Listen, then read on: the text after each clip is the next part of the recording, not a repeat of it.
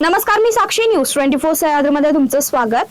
अंमली पदार्थाविरोधी मोहिमेला मोठं यश मिळवत नाशिक विभागाच्या टास्क फोर्सने कोपरगाव तालुक्यातील चासनळी येथे धडक कारवाई केली.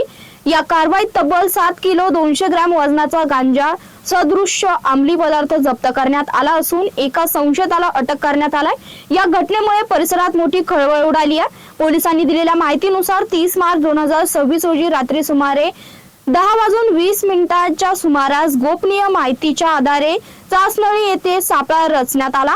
अंमली पदार्थ विरोधी टास्क फोर्स नाशिक विभागाच्या पथकाने संशयित व्यक्तीवर लक्ष ठेवून अचूक कारवाई करत त्याला ताब्यात घेतलाय. तपासादरम्यान आरोपीकडून 72,000 रुपये किमतीचा गांजा सदृश्य अंमली पदार्थ तसेच 10,000 रुपये किमतीचा मोबाईल असा एकूण 82,000 रुपयांचा मुद्देमाल जप्त केला.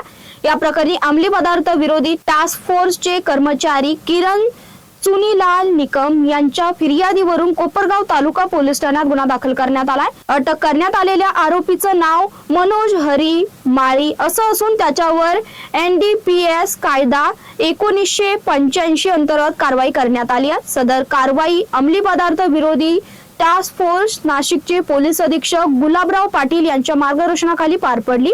पुढील तपास कोपरगाव पोलीस निरीक्षक संदीप कोळी यांच्या मार्गदर्शनाखाली पोलीस उपनिरीक्षक कमलाकर चौधरी करत आहेत. या बातमीसह इथे संपतोय. तुम्ही वाचा न्यूज 24 सह्याद्री.